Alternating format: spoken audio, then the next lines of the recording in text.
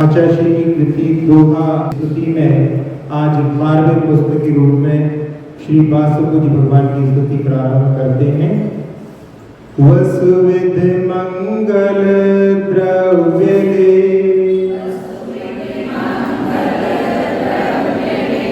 जिन पूजो saga पाप घटे फल तह फले पावन पुण्य अपार। आचार्य जी इसमें वसुविध यानी 8 प्रकार की द्रव्य लेकर के, मंगल द्रव्य लेकर के जिन पूजो सागार, सागार का अर्थ होता है जो घर में रहते हैं वो सागार कहलाते हैं। गृही को सागार कहा जाता है। आगार का अर्थ होता है घर। तो ऐसे गृहस्थों के लिए 8 मंगल द्रव्य लेकर के जिन्हें भगवान की पूजा करने की प्रेरणा दी। और उस पूजा से क्या होता है?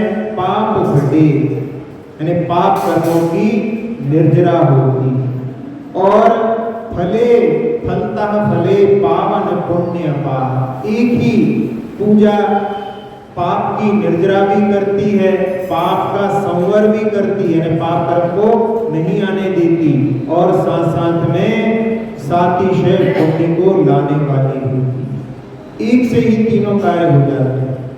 जैसे एक ही छतरी धूप से भी बचाती है और पानी से भी बचाती है।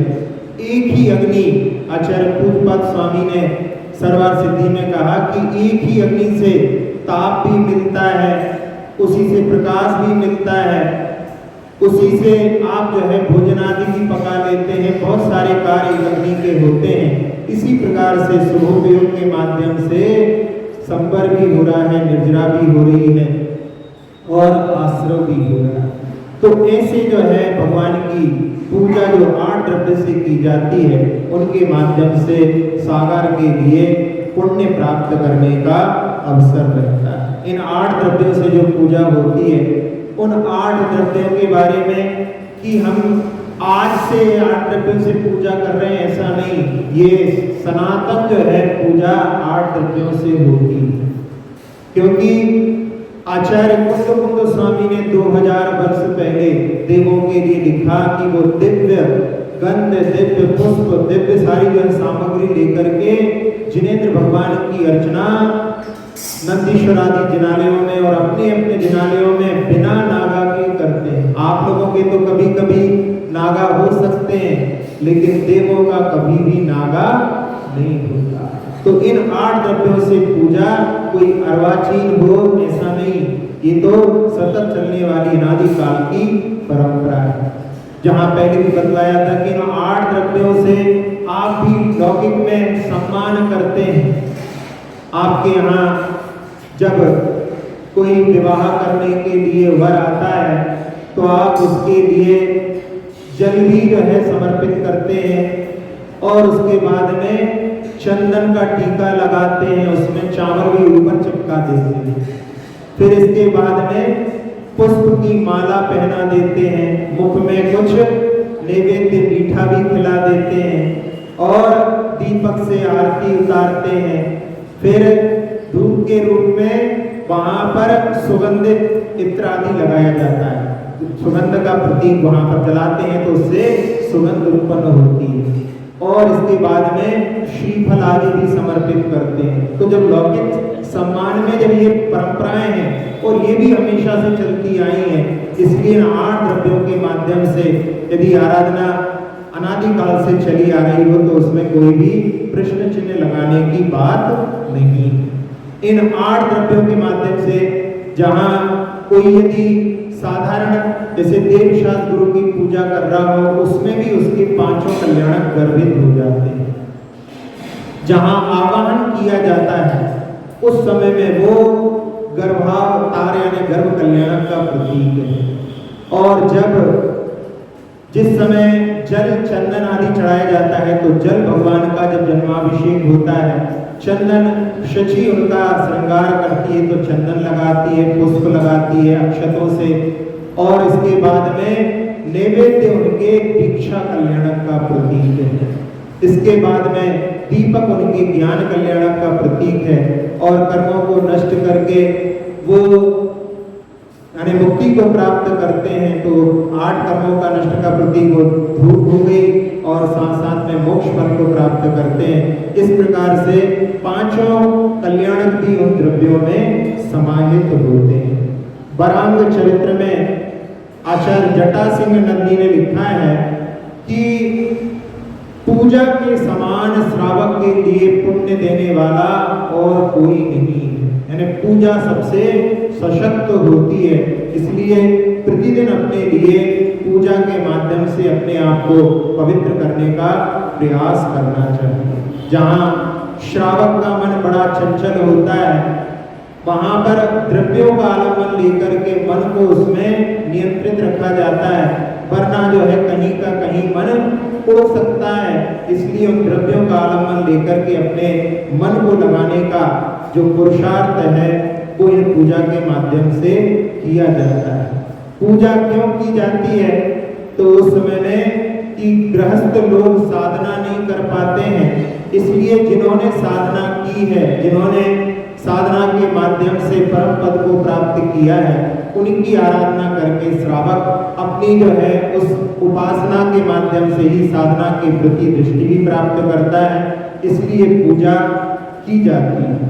और जो प्रतिदिन बड़े अच्छे भावों के साथ में पूजा करता है, उसको देख करके किसी साहित्यकार ने लिखा कि जो आज पूजा कर रहा है वो कल का भगवान है। तो पूजा परंपरा से मुक्ति देने वाली होती है। जहाँ 8 द्रव्यों को लेकर के घर से भी आते हैं, कई लोग जो है केवल चावल लेकर के आ जाते हैं और अष्टद्रव्य जो है मंदिर में ही वहां पर धो करके रखी रहती है। कई जगह मंदिर में ही सारी व्यवस्थाएं रहती है, लोग अपने घर से लेकर के नहीं आते। लेकिन पहले के समय में सब लोग घर से लेकर के आते थे। जब मुगलों का समय आया तो उस समय में द्रव्य लेकर के जाते थे तो पता पड़ जाता था कि इनका मंदिर कहाँ है। तो उस समय में श्रावकों ने कि मंदिर जाओ तो द्रव्य लेकर के नहीं जाओ, क्योंकि उससे पता पड़ जाता था। तो वो उस समय में कुछ बीच में ऐसा समय आया तो उसके कारण में मंदिर में ही सारी व्यवस्थाएं लोग करने लगे। अभी भी बहुत सारी जगह पर लोग अपनी अपनी द्रव्य लेकर के आते हैं और बहुत सारी जगह वही मंदिर में ही व्यवस्थित करके रख देते हैं, उसके माध्यम से आराधना करते हैं। तो ऐसी जो है 8 मंगल द्रव्यों से पूजा की प्रेरणा इस काव्य के माध्यम से दी गई। इसके बाद में जो लोग द्रव्य से पूजा नहीं कर सकते उनके लिए लिखा है, बिना द्रव्य शुचि भाव से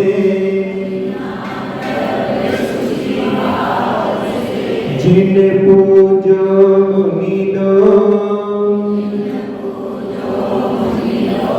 बिन निज शुभ उपयोग के शुद्ध न हो उपयोग। हाँ, साधु के पास में द्रव्य नहीं रहता तो बिना द्रव्य शुचि भाव से, अच्छे पवित्र भावों से जिन पूजो मुनि लोग, यहाँ पर जिन्हें भगवान की पूजा करने के लिए मुनियों के लिए भी प्रेरणा दी। तो केवल जो है भाव पूजा केवल साधु ही करें ऐसा नहीं है। आप लोग भी जब सूतक पातक लगता है तो उस समय में आप लोग भी भाव पूजा का आलम्बन ले सकते हैं, क्योंकि उस समय में आपके लिए निषिद्ध है द्रव्य का उपयोग करना। तो उस समय में भाव पूजा से वंचित नहीं रहना चाहिए। आपके यहाँ तो बहुत अच्छी व्यवस्था है, यहाँ पर दूर बैठ करके कहीं से भी आप लोग पूजा कर सकते हैं। कई जगह जिनालय में ऐसी व्यवस्था नहीं होती है, तो उस समय में भाव पूजा से दूर नहीं रहना चाहिए। यदि अपन उस समय में भाव पूजा नहीं करते हैं और ये समझते हैं कि चलो सूतक पातक लग गया, थोड़े दिनों की छुट्टी मिल गई है, तो ये जो है आपके मन में जो आप पूजा कर रहे हैं उसके प्रति आपको भार का जो है अनुभूति का कारण लगता है, क्योंकि भार मान करके करते हैं, जब वो भार हट गया तो थोड़े हर्ष की अनुभूति होती है। तो यदि ऐसा है तो वो अपनी सही पूजा नहीं है, क्योंकि भार मान करके यदि पूजा करते हैं तो यदि उसके माध्यम से फल प्राप्त होगा तो देव भी बनेंगे, तो वहां पर भी दूसरों का भार उठाना पड़ेगा। इसलिए बड़े भावों के साथ में पूजा करना है और भार मान करके नहीं, अपना कर्तव्य मान करके कि ये हमारे लिए संसार से पार लगाने वाला है परंपरा से, ऐसे भावों से पूजा करना चाहिए। जहाँ द्रव्य का आधार लेकर के पूजा की जाती है, एक नाम पूजा भी होती है, सहस्रनाम आदि का नाम लेकर के पुष्पांजलि छीपण करके जो पूजा की जाती है वो नाम पूजा होती है। स्थापना पूजा, जहाँ पर कोई जिनालय नहीं हो वहां पर भी यदि पूजा करते हैं तो वहां पर अक्षादि में उसकी स्थापना करके पूजा की जाती है, वो स्थापना पूजा कहलाती है। फिर काल पूजा, जो पंच कल्याण की तिथियों पर जो पूजा की जाती है वो काल पूजा कहलाती है। क्षेत्र पूजा, निर्वाण क्षेत्र आदि की जो पूजा है वो क्षेत्र पूजा कहलाती है। तो इन पूजाओं के माध्यम से अपने लिए जो भावों का जो है विशुद्धि के लिए कारण बनता है। जहाँ पर द्रव्य से पूजा नहीं कर सकते वहां पर भावों की विशुद्धि के साथ में पूजा करना चाहिए। अब यहाँ पर लिखा कि बिना द्रव्य के, लेकिन साथ साथ में आगम में ऐसा भी वर्णन आता है कि साधु यदि अपने दोनों हाथों को जोड़ करके और सिर को झुकाते हैं उसको भी द्रव्य पूजा कहा। भाव तो जो है मन के अंदर है, लेकिन बाहर में जो क्रियाएं की जाती हैं उसको भी द्रव्य पूजा वहां पर, क्योंकि उनके लिए उतना ही द्रव्य का वो प्रयोग कर सकते हैं, उससे ज्यादा उनके पास द्रव्य नहीं है, तो उसके लिए भी वहां पर द्रव्य पूजा के रूप में भी बतलाया गया है। जहाँ पूजा के 3 प्रकार के भी भेद आते हैं। एक होती है राजसिक पूजा। राजसिक पूजा में क्या होता है कि अपने भाई आदि को कह दिया कि भाई जाकर के पूजा कर लेना। एक होती है तामसिक पूजा, जो किसी दास को जो है कह दिया कि जाकर के पूजा करो। आजकल बहुत सारी जगह पर ऐसी स्थितियां बन रही हैं जहां पर लोगों ने लगा रखे हैं पूजा करने वाले, बस वो पूजा कर लेते हैं, जाते हैं तो घंटी बजा देते हैं, बस अपने में ही इतिश्री मान लेते हैं, तो वो जो है तामसिक पूजा के अंतर्गत आता है। और जो सात्विक पूजा होती है, स्वयं जब अपने हाथ से की जाती है तो वो सात्विक पूजा होती है। इसलिए अपने को इससे समझ करके और अपने भावों की विशुद्धि बढ़ाने के लिए अपने वस्त्रों की भी शुद्धि का ध्यान रखना चाहिए। पहले हमने एक बार सुनाया था कि वस्त्रों का भी प्रभाव अपने भावों के ऊपर पड़ता है। अमेरिका की एक नॉर्थ वेस्ट यूनिवर्सिटी में प्रयोग हुआ, वहाँ सफेद रंग के कोट 2 लोग पहनते हैं, एक डॉक्टर और एक पेंटर। तो उन्होंने क्या किया कि जिन्होंने बहुत दिनों तक पहन लिए हैं उन कोटों को, वहां से लेकर के और जो डॉक्टर का कोट था उसको अच्छा ड्राई क्लीन करा करके पेंटर को पहनाया, और पेंटर का जो कोट है वो डॉक्टर को पहनाया, और उसमें उन्होंने रिकॉर्डिंग की। जब रिकॉर्डिंग की तो देखा कि जिसके लिए, यानी जहां पर जो डॉक्टर है उसको जो है पेंटर का कोट पहनाया, तो वो आज जो है बैड वर्ड्स यूज कर रहा है, गालियां दे रहा है, उसके व्यवहार में वहां पर जो है डिमोशन देखा जा रहा है।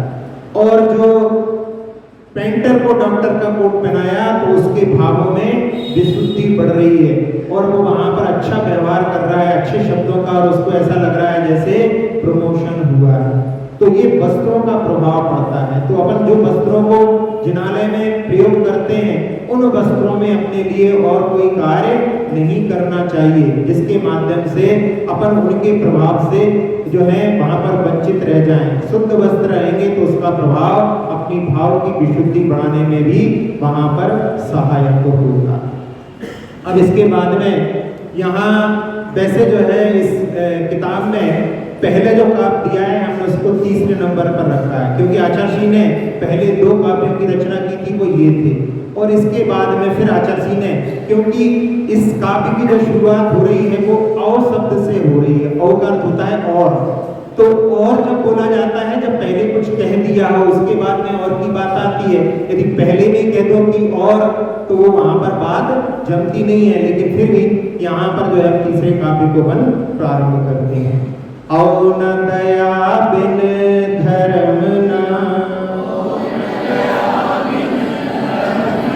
कर्म कटे बिन धर्म, धर्म मर्म तुम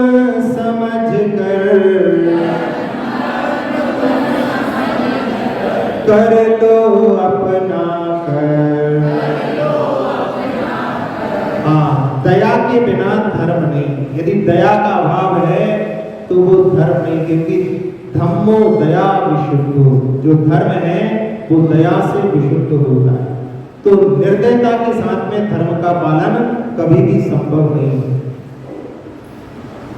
किसी साहित्यकार ने लिखा है कि किसी ने पूजा की, किसी ने उपवास रखा, हमने कुछ नहीं किया, हमने अपने माँ बाप को अपने पास रखा। सुन रहे हो? वहां पर उनके माँ बाप बीमार हैं, उनकी सेवा में लगे रहते, इतना समय नहीं है कि पूजा कर सकें, और दिन भर जब लगे रहते हैं तो इतनी सामर्थ्य भी चाहिए, उनकी सेवा करना है तो उपवास भी नहीं रख सकते। लेकिन जहां देखा जाए तो जो अपने माता पिता के प्रति कर्तव्यों को नहीं निभाते और खूब पूजा करते हैं, खूब उपवास करते हैं, उनका जो पूजा और उपवास कैसे प्रशंसनीय हो सकता है? तो जहां दया से युक्त धर्म होता है वही प्रशंसनीय होता है। एक बार एक बहन जी कहने लगी कि हमारी सासू बीमार है और हमारे पास समय नहीं मिलता, यही हमारा समय है, इस समय में हम कुछ नहीं कर पाते। तो हमने सोचा कि आपके यहाँ पर साधुओं का आगमन तो बहुत कम होता है, आप मन में यही भाव रखो कि हमारी जो सास है वो कोई साध्वी है और हम उनकी सेवा कर रहे हैं, उनकी भैयावृत्ति कर रहे हैं। ऐसे भावों से यदि आप भैयावृत्ति करोगे तो उसके माध्यम से आपके लिए जो पुण्य का अर्जन होगा वो वहां पर आप सोच रहे हो कि हम मंदिर में जाकर के पूजा करेंगे, उसके माध्यम से होगा तो कभी नहीं हो सकता। भाव में परिवर्तन करके अपने लिए जो अपने लिए कर्तव्य है उनसे विमुख होकर के यदि अपन चाहें कि जो धर्म का कर्तव्य है वो मुख्य है, यहाँ पर जहाँ जैसी परिस्थिति हो, अब ऐसा सोच करके बाकी सब लोग सोचने लगे कि चलो महाराज जी ने अच्छा बोल दिया कि धर्मादि करने की कोई जरूरत नहीं है, ऐसा नहीं। जहाँ पर अनुकूलता हो उसके बाद में भी कोई धर्म ना करे तो वो उसका प्रमाद है। लेकिन जहाँ घर की कोई ऐसी परेशानियां हैं जिसके माध्यम से सेवा आदि में लगे रहते हैं तो उसको सबसे पहले प्राथमिकता देना चाहिए। पंडित टोडरमल जी का प्रसंग भी आप लोगों को पहले सुनाया था कि जब वो जिनालय के लिए जा रहे थे और रास्ते में उनके सामने ही एक वृद्धा जो है गिर करके खूब रुदन कर रही थी और उन्होंने पूछा तो उसने कहा बहुत तीव्र दर्द हो रहा है, और उस समय में उसको वो उठा करके ले जा करके वैद्य के यहाँ गए और बहुत समय के बाद में वहां पर पहुंचे तो जिनका इंतजार कर रहे थे सब लोग वहां पर खोल उठे कि हम तो कब से आपका इंतजार कर रहे हैं और आप पूजा में विलंब कर दिया आपने। तो उन्होंने कहा कि भैया सही पूजा तो आज हुई है, रास्ते में हमारे लिए ऐसा प्रसंग था जहाँ पर दया करुणा का यदि हम वहाँ पर परिचय नहीं देते और यहाँ पर आकर के पूजा करते तो वो हमारा धर्म सही धर्म नहीं रहता। तो ऐसे जो है दया के गुणों से युक्त होकर के जो आराधना की जाती है वो ही समीचीन होती है। इसके बाद में आखिरी काव्य पर बास पूज्य जिन देव ने देकर उपदेश सबको उपकृत कर दिया, शुरू में किया प्रवेश।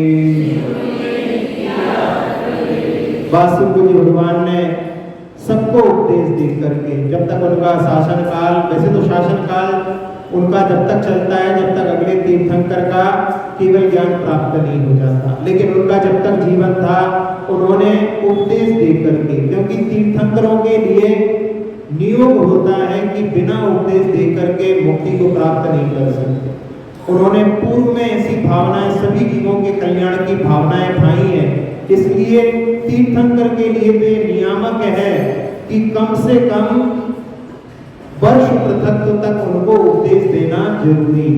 तो वर्ष पृथक में 3 से लेकर 9 वर्ष तक कम से कम उनका समोषण में उपदेश गिरता है, उसके बाद में ही वो निर्वाण को प्राप्त कर सकते हैं। ये तो कम से कम है। और ज्यादा जिनकी जैसे आदिनाथ भगवान के लिए 1 लाख जो है वर्ष पूर्व जितनी थी उसमें 84 लाख पूर्व का था, उसमें 83 तो घर पे निकल गए थे। इतने लंबे समय तक उनकी जो है वाणी इस धरा पर खिली। तो उसमें भगवान की वाणी जो खिलती है और उसके माध्यम से वो सभी जीवों का उपकार करते हैं, सब जीवों के लिए मुक्ति का मार्ग प्रशस्त करते हैं। उनके उपकार को कभी भी विस्मृत नहीं करना चाहिए। इसीलिए सोमदेव सूरी ने एक सूत्र दिया है कि अयजनो देवानाम, जो प्रतिदिन 24 तीर्थंकर की पूजा नहीं करता वो 24 तीर्थंकर के उपकार को विस्मृत कर रहा है। इसलिए चाहे जैसी परिस्थिति हो जिसमें आपको सूतक पातक भी लगा हो, तो उस समय में भाव पूजा के माध्यम से 24 भगवान की स्तुति अपने लिए प्रतिदिन करना चाहिए। जहाँ साधु स्तुति और वंदना आवश्यक के माध्यम से आराधना करते हैं, स्तुति जो होती है 24 तीर्थंकर की होती है और वंदना जो होती है वो एक तीर्थंकर विशेष की जाती है। तीनों काल में स्तुति और वंदना का वर्णन है। जहाँ आचार्य श्री बड़े स्वयंभू को 143 काव्य जिसमें है, तीनों संध्या काल में उसका पाठ करते हैं और तीनों संध्या काल में भगवान के दर्शन करने वंदना करने के लिए भी जाते हैं। तो इसी प्रकार से अपने लिए प्रातः काल का जो समय है वो भगवान की आराधना में अवश्य लगाना चाहिए। सूतक पातक के समय में भी हमें वैसे कभी कोई दिखा नहीं, वैसे हमने पूजा के समय में आए नहीं है, आप लोग परिचित होंगे। यदि उसमें अपनी कमी हो तो उसको दूर करके सूतक पातक में भी पूरे परिवार एक साथ बैठ करके, यहाँ पर लोग जो आराधना कर रहे हैं उनके साथ साथ में अपने स्वर बाहर से मिला करके अपने लिए भाव पूजा से वंचित नहीं रहना चाहिए। उन दिनों में 3 दिन तक तो मंदिर में आते नहीं है, 3 दिन के बाद तो आप लोग प्रतिदिन आकर के और बाहर से बैठ करके आराधना में अवश्य सम्मिलित हो, भाव पूजा से वंचित ना रहें। ये भी उपदेश अपने को इस स्तुति के माध्यम से प्राप्त होता है। इति श्री वासुपूज्य जयेंद्राय नमो नमः। अक्षर पद मात्रा से दूषित वचन अगर ममहीन रहे और प्रमाद कषाय के वश में सम्यक अर्थ विलीन किए, जिन वाणी माता मेरी उन सब त्रुटियों को क्षमा करें, दें आशीष शीघ्र हम सबको केवल लब्धि रमा मिले।